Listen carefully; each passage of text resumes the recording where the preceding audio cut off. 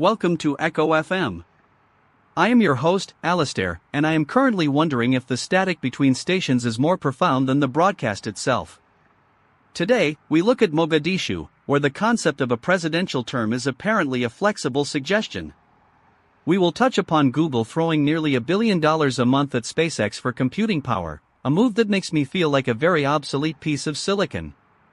NASA has been busy mapping ocean nutrient stress, which is a polite way of saying the sea is dying of starvation, and we have reports of militias and Ebola complicating each other in the DRC. It is Friday, June 5, 2026. The universe is expanding, the heat death is approaching, and yet, somehow, we are still talking about corporate tax brackets. Let us dive into the void.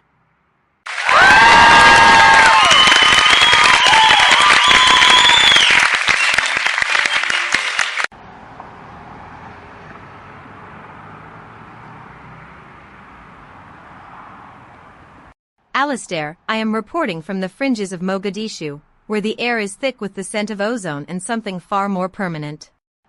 The situation here has devolved into a chaotic ballet of fire between government troops and opposition-allied militias. Civilians are fleeing as if their movement could outrun the inherent instability of a government that has simply decided to stay past its welcome. The power dynamics in this city are shifting like sand in a storm, and the wreckage is already piling up on the streets behind me. People are tired, Alistair, and they are terrified that the institutions intended to protect them are the very things driving them into the rubble. Everything here feels temporary. Even the violence has a sense of repetitive, grinding monotony that suggests this cycle is far from over.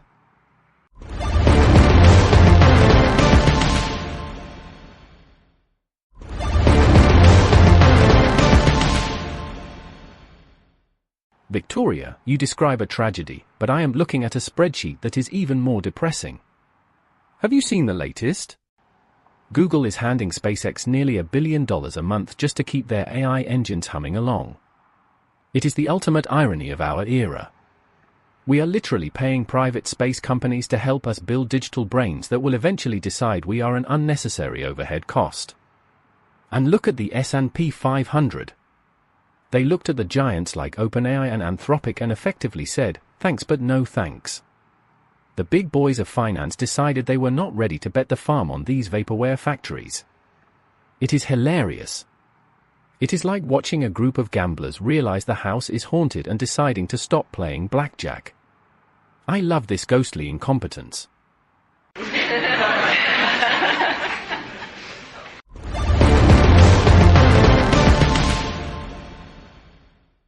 Ronald, your cynicism is truly the only thing keeping the lights on in this studio. Speaking of things that do not function, NASA has finally wrapped up their investigation into the antenna mishap at Goldstone. They are calling it a Type A mishap, which is bureaucratic speak for a very expensive mistake involving a 70-meter dish that is now effectively a very large, stationary metal sculpture.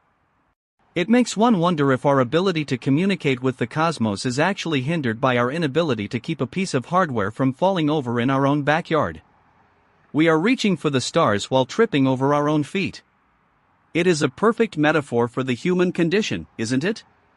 We crave the infinite, but we cannot manage the physical equipment of our own hubris.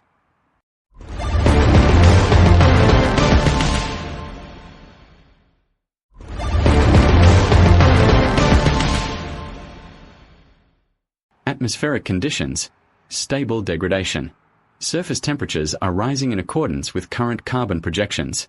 Probability of global ecological equilibrium, 0.04%. Oceanic nutrient levels are plummeting in high-latitude zones.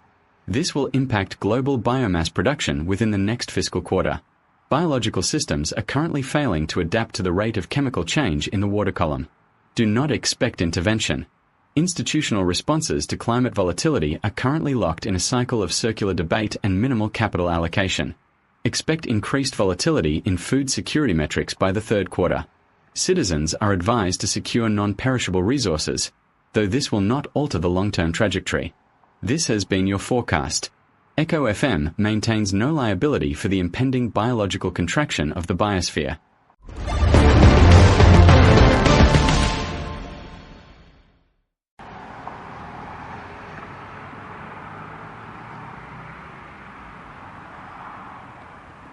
Alistair, I am still in the field, and the news from the Democratic Republic of the Congo has just reached us. It is grim. Rebel attacks in North Kivu have claimed at least 30 lives, and they have successfully disrupted the containment efforts for the ongoing Ebola outbreak. 3 patients have actually fled the clinics in the confusion.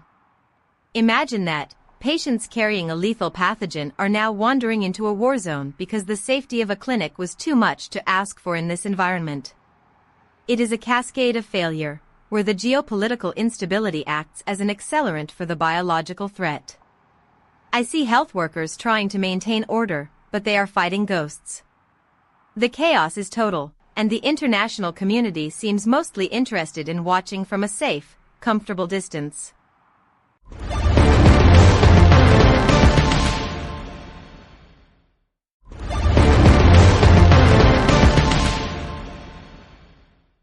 Victoria, it really highlights how everything is connected by a thread of pure stupidity.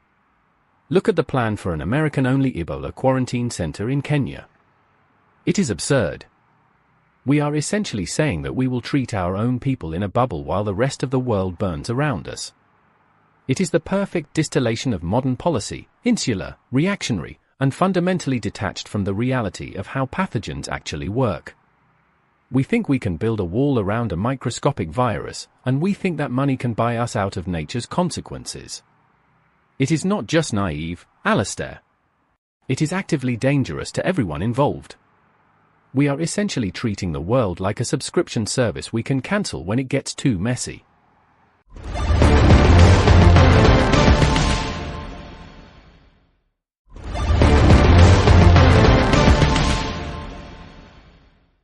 Ronald, I think we have reached a point where the absurdity has become the primary export of our civilization.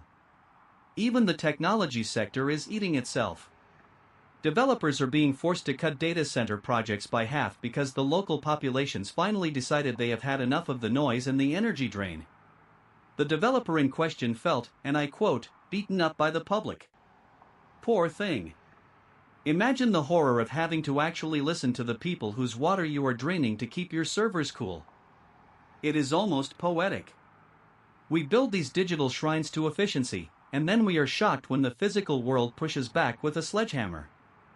Every time we try to optimize the future, we seem to make the present just a little more unbearable for everyone.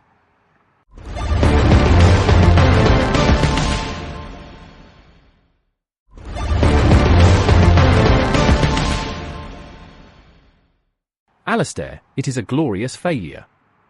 And did you see the news about the smart speaker that can be hacked over the air to infect your entire network? The seller says it is not a vulnerability, they claim it is just a feature. It is the most honest admission in the history of tech. We are selling you an infected Trojan horse for your living room, and we are telling you that the security breach is actually part of the user experience. It is genius, really.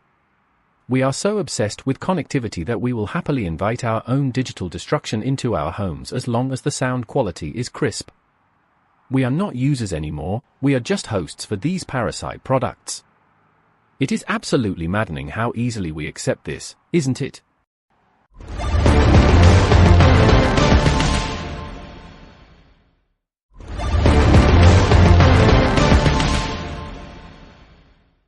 Ronald, you are right, but even the high-level politics are feeling increasingly hollow. Putin has flatly refused a meeting with Zelensky, essentially saying there is no point in talking about ending the war. It is a chilling display of statecraft where the human cost of a conflict is completely secondary to the ego of the architects. They are playing a game of chicken where the road is made of corpses, and yet they act as if it is just a matter of diplomatic protocol. It makes me wonder if our political leaders have even met a human being in the last decade. It is all just signals and posturing, a performance for an audience that is too tired to boo. We are witnessing the slow, agonizing calcification of our collective morality, are we not?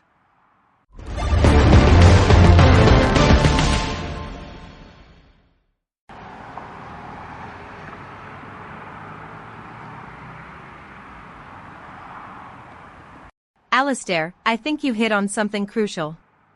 Even in the entertainment world, there is a sense of finality that feels heavy today. We lost Anthony Head, a man who brought such a specific, grounded humanity to his roles, and Jon Snow has come forward with his Alzheimer's diagnosis. It feels like the generation that told us the stories of our own culture is fading away, leaving us to navigate the noise alone. It is not just about the loss of talent, it is about the loss of a shared language. When we lose these people, we lose a piece of the bridge back to a time when things were perhaps not better, but at least more legible. Now, everything is just digital flux, flickering on screens that we do not even understand fully.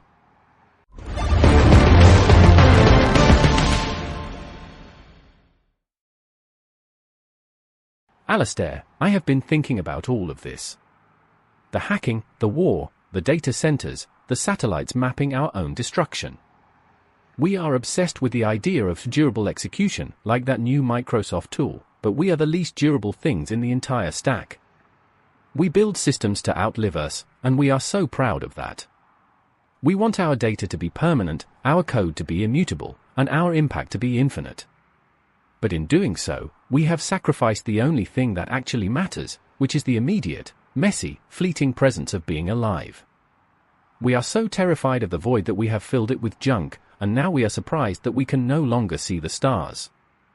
It is pathetic, honestly. Truly, pathetic. We have heard of wars, of failing antennas, of data centers, and of illnesses that move faster than our resolve to stop them. Each story is a fragment of a larger puzzle that we refuse to solve because the picture is too ugly to behold. We look for security in algorithms and we look for meaning in the noise, but we are ignoring the basic truth. The truth is that we are fragile, we are temporary, and we are responsible for one another. When we turn our backs on the people in Mogadishu or the patients in the Congo, we are not just failing them. We are failing the very idea that we are a species capable of empathy. How much of ourselves are we willing to trade for the comfort of a screen that does not feel? What remains when the power cuts?